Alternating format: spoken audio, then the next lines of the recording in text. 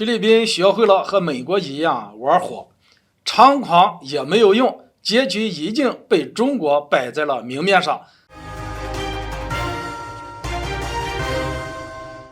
大家好，我是肖云华，欢迎收看云华观点。今天我们来聊一聊菲律宾公然干涉台海一事。就在美国不断增加中美在军事领域展开实质性碰撞的风险之际，菲律宾却突然跳出来为台海局势又添了一笔。据媒体报道，菲律宾驻美国大使近日在一场线上会议中谈到台海问题，宣称美菲共同防御条约适用于所有的西菲律宾海以及周边的海域，其中就包括了台海。如果中美在台海爆发大规模的战争，那么菲律宾将会像二战时期一样和美国结盟，还强调其身为华盛顿的可靠盟友，菲律宾有责任竭尽所能提供帮助。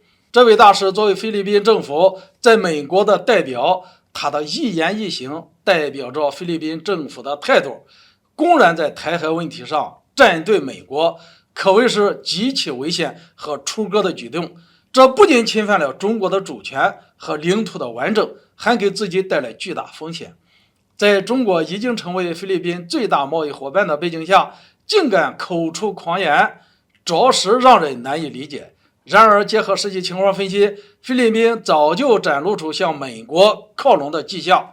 其一，就是在此之前，这位菲律宾驻美大使也发表过类似的言论。俄乌冲突爆发以后，他竟然公开的宣称，如果是美俄由于乌克兰问题开战，菲律宾将会为美国提供军事基地，还为其提供完善的后备支援。这番话相当于在表明立场，菲律宾在俄罗斯发起特别军事行动这件事上是站队美国的。其二，今年3月份，美菲举行了有史以来最大规模的联合军演。根据美国公布的信息可以发现，这次军演的目的是在中国家门口露出凶恶的獠牙。所以在美国的印太战略上，菲律宾显然也是向美国靠拢的。由此可见，菲律宾这是在学美国在玩火呀，对中国递上战帖。但是要说菲律宾真的要彻底走向反华阵营，那也不太可能。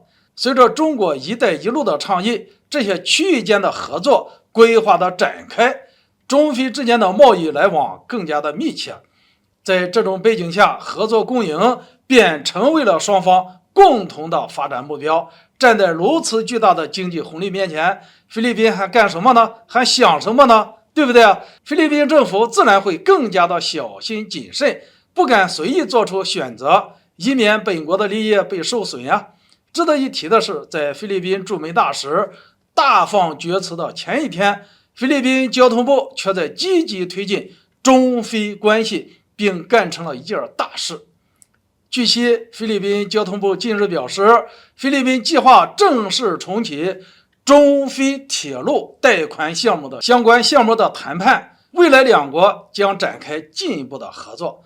坦白来讲，对发展中的小国而言，不在大国对抗时选边站，才能捞到更多的利益。再说了，菲律宾猖狂也没有用，毕竟台海问题的结局已经被中国摆在了明面上。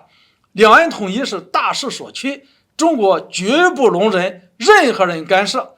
如果是菲律宾真的不顾其他后果来介入，解放军也做好了消灭一切敌对势力的准备。